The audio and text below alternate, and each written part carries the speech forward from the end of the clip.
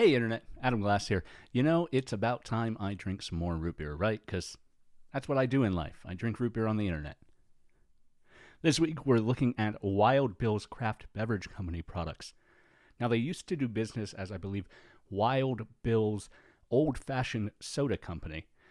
They've rebranded in recent years and moved from glass bottles to these high boy cans, thin cans. They're still 12 ounces, of course, but they're cooler and hipper, I suppose.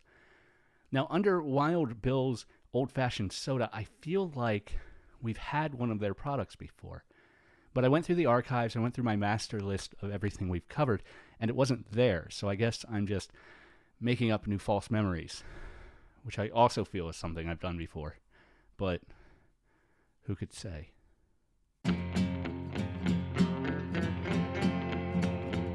I'm gonna party like I did when I was aging. Too much root beer, stay up late. The Adam Glasses root beer around me. Yeah, the Adam Glass root beer around me. So the first thing we have to do when we talk about Wild Bill's craft beverage is take a look at these two cans. One of these is regular and one of these is diet.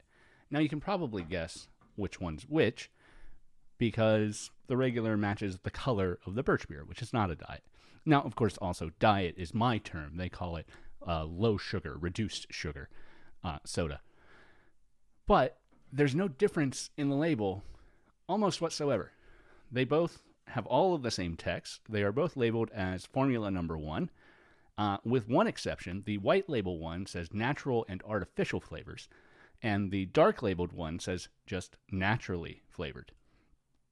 But even the little blurb at the bottom, creamy, frothy, and bold with a sweet finish, it's all the same text. There is nothing on this dark label that indicates it's the reduced sugar version, except if we turn to the back, we can see the calorie count, where the white one is 170 calories and the dark one is only 25. Wild Bill. That seems like a bad decision. I know you don't want to use the word diet, obviously, and so many people don't. That's why we have Coke Zero, and that's why you're selling this as reduced sugar. But you need to at least label it as the reduced sugar. You got to tell the difference.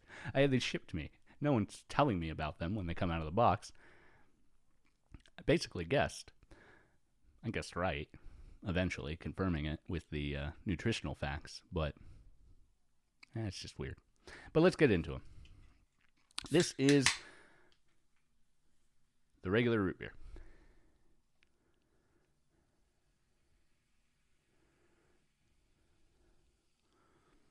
Real good bubbles.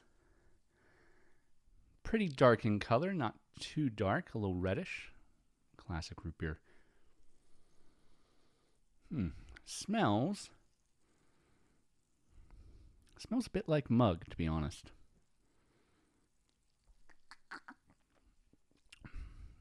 Tastes a bit like mug, too. So, that's pretty vanilla-y. Good, certainly. It does taste like a regular commercial root beer in a lot of ways. Mug or Barks. Really high in the vanilla.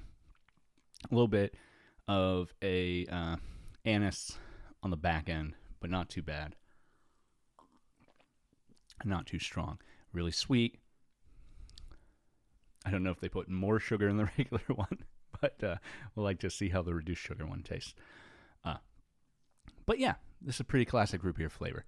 Maybe not worth the amount of money I paid to have it shipped to me, considering I can get a 12-ounce can of something that tastes very much like this from any gas station for 45 cents, but definitely drinkable. So the other thing about the reduced sugar one is that according to their website, there is stevia in here, and it is in fact the last thing listed on the ingredients list is stevia extract. Another odd aspect of the ingredients list, though, is that while the regular root beer has, quote, pure cane sugar, this one just has cane sugar. Another mild difference in the labels.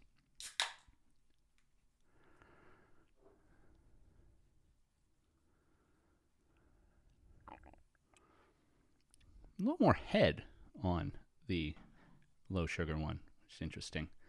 It's definitely a little lighter in color, a little more red than brown. Just got a little water in my system before. A little fresh taste. Which I smell. Interesting. That smells like vanilla extract and little else. I'm not anticipating tasting this. Interesting.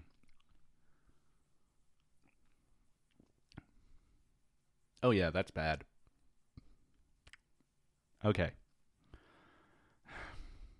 Oh, it gets worse. The things I do for art.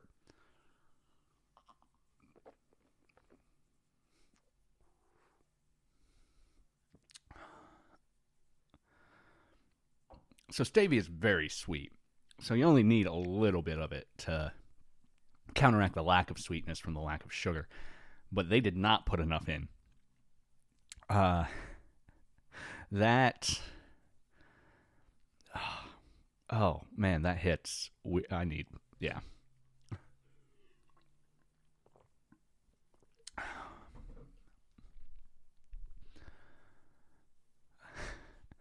So on the front, it is pure vanilla extract.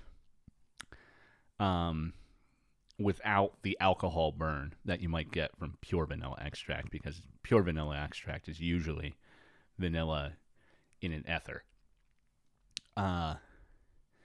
But then about here, right at the back of the tongue, you get all of the herbs, the juniper, the licorice, anise, without any sweetness whatsoever.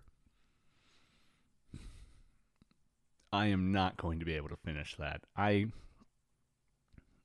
think that as a root beer mixer, if you wanted to make an alcoholic drink with a root beer essence, you might be able to get away with using that. But as a drink it all, reduced sugar soda, I would go a very different route. That's not good. All right. Well, let's move on to something I hope tastes a lot better than that. Wild Bill's Birch Beer. Okay, I'm a little worried already. So they have tasting notes, and their tasting notes are birch, wintergreen, and birch and wintergreen are chemically identical, and cherry. Now, I've sold enough wine in my life that I know that tasting notes don't necessarily need flavor that you're going to consciously get, hints. And cherry is listed last. But cherry shouldn't be in birch beer. And that smells like cherry.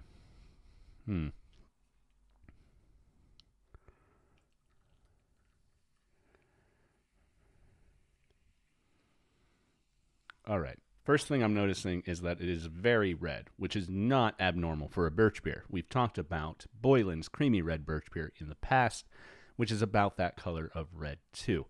Very bubbly, not very heady. Maybe I just poured this one better. But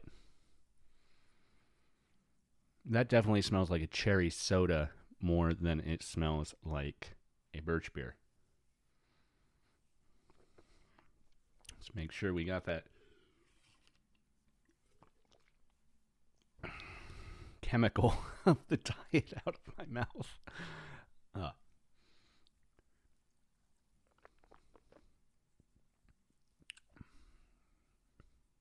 Yeah.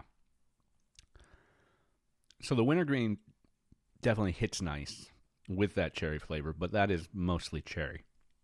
This actually tastes a lot like something that should be sold as Dr. Peppenstein in a grocery store in Northeast South Carolina. It tastes like a very weird regional Dr. Pepper knockoff. Which is interesting because another thing I ordered and what I've drunk so far is Wild Bill's Dr. Bill, which their tasting notes include molasses, but it tastes exactly like a fake Dr. Pepper should taste, like real Dr. Pepper. Whereas this tastes like the platonic ideal of a non-Dr. Pepper Dr. Pepper. Mostly cherry, a little bit of mintiness of that wintergreenness. It's good, it's drinkable, but it is definitely not a Birch Beer. As far as we define Birch Beer on the Adam Glass's Root Beer Roundup.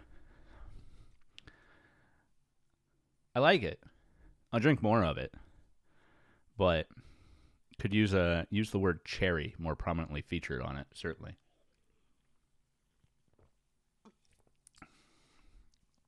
It ain't bad. The root beer, again, it's good. It's fine. It tastes like anything else you might buy, which is not exactly what we want from a craft root beer. But it's fine. And considering this company started life as old-fashioned soda, it makes sense that their root beer tastes like something more classically commercially available. That reduced sugar product is going down the sink. It's not good. Not good at all. So, there we have it. Another root beer roundup. I am Adam Glass. Thank you so much for watching. Hopefully, you can find some root beer you enjoy, or something you enjoy that takes your mind off the world as it is. Because the world as it is ain't great. But, also, find something, not just that you enjoy and can take your mind off. Take a breather. But come back. Redouble your efforts. Drink the root beer for energy. Make the world a more just place. Have at it. It's what we need. Thanks for watching. I'll see you when I get more root beer.